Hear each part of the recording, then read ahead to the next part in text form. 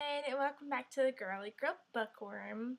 So today I have a weekly wrap up, but before I get started I want to let you know that you're going to be seeing me like this for a while because I've got like 3 videos that I have to make today.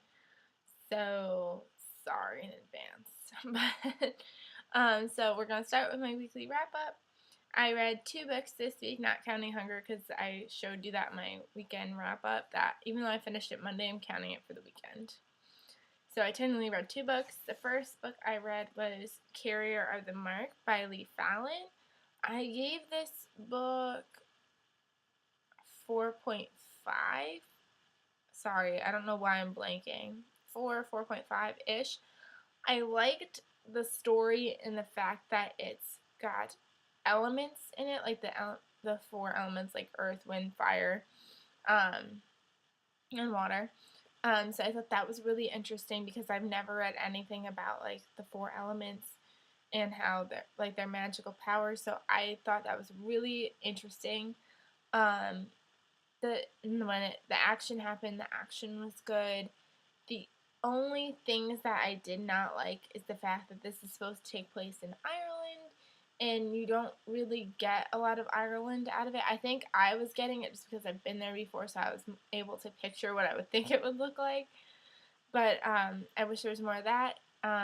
It kind of reminded me of Twilight in a way. Some of the events that happened in this kind of like parallel, almost like Twilight, just a little bit. And the insta-love. Oh my god, the insta-love is ridiculous in this book. Yeah, I just realized I didn't even give a synopsis of this book.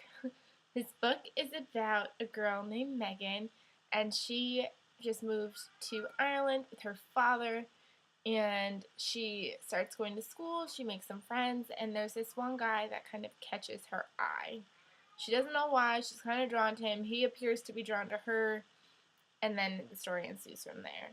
I don't want to spoil too much, so that's why I'm leaving it at that, and you know that has elemental features in this, so I'll let you use your mind to figure that out, because this doesn't even hint at that in the back, so I'll let you figure it out.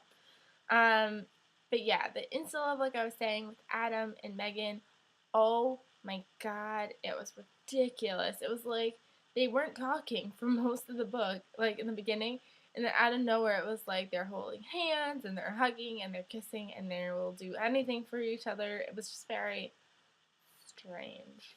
But other than that, I really liked it. If you can like take the insta love out, like if you could take the insta love out, I would love this book. That's why I gave it 4.5. And the second book I read this week was the J.A.P. Chronicles by Isabel Rose.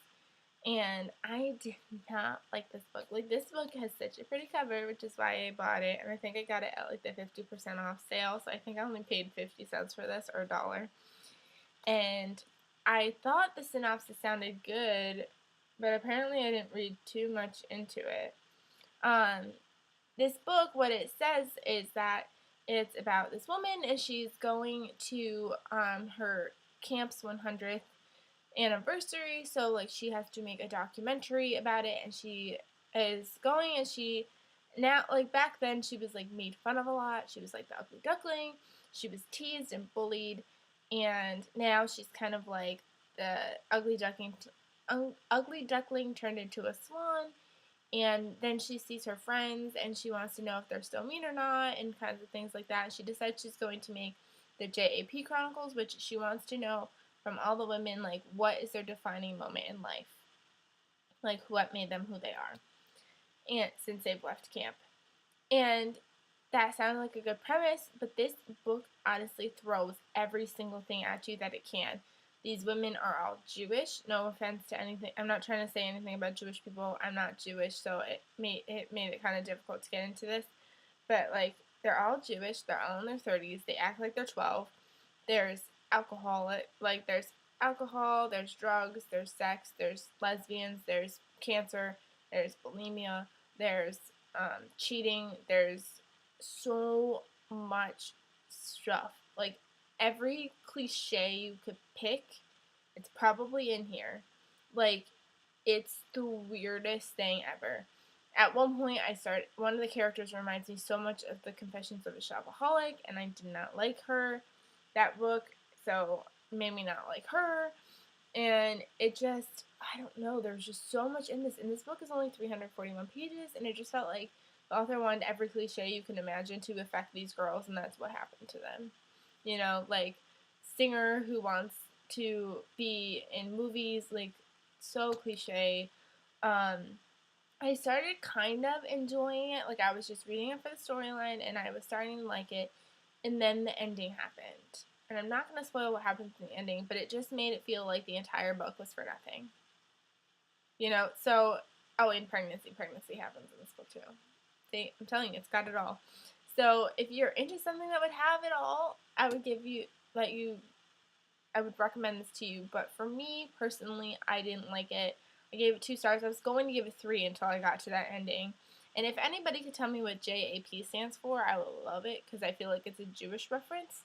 But I didn't get it, because obviously, like I said, I'm not Jewish, so I don't understand. But yeah, I don't know what this cover has anything to do with the book. But that's what I read this month. I hope you, not month, I'm getting ahead of myself because I'm doing my monthly wrap up next. But that's all I read this week. I hope you guys read some great books.